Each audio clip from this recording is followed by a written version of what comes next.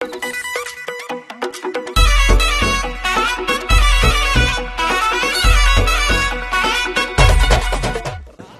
Square cinema చూశాను.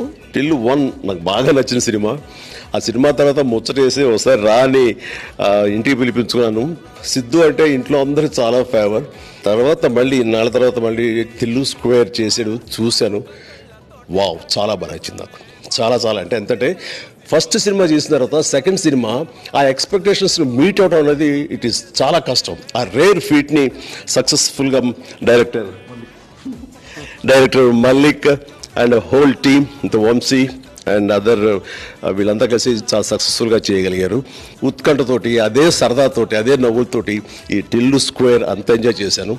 ఇప్పుడు చెప్తున్నారు దీనికోసం ఎంత కష్టపడ్డాము, ఎన్ని రోజులు నిద్రలేని రోజు రాత్రులు చేశాము, ఎంత చేస్తే దాన్ని ఈ నవీన్ నూలి వీళ్ళందరూ కలిపి ఎంత తగ్గించడానికి ప్రయత్నం చేసి సినిమాని ఇప్పుడు మీరు వావ్ చాలా ఫాస్ట్గా చాలా బ్రహ్మాండంగా అయిందంటానికి రీజను.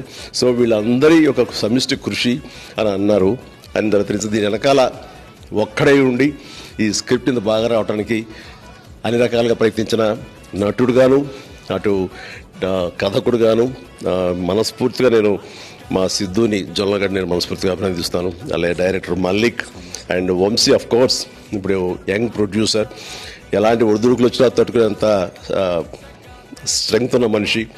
అండ్ ధీటుగా వెళ్ళిపోవడమే సక్సెస్ వస్తుందా లేదా తర్వాత ఆ రకంగా వెళ్ళిపోతూ అండ్ ఇండస్ట్రీలో one of the best young producer అనిపించుకున్న వంశీకి, అలాగే నవీన్ కళ్యాణ్ గారు, అందులో ఆయన డైరెక్టర్ ఈ మధ్య మ్యాడ్ సినిమా చేశారు. ఆ తర్వాత మళ్ళీ ఈ సినిమాలో పరోక్షంగా ఆయన ఒక టెక్నికల్ అసిస్టెన్స్ కూడా ఉందని తెలిసింది. సో మనస్ఫూర్తిగా హోల్ టిల్లు స్క్వేర్ టీమ్ని నేను మనస్ఫూర్తిగా అభినందిస్తాను.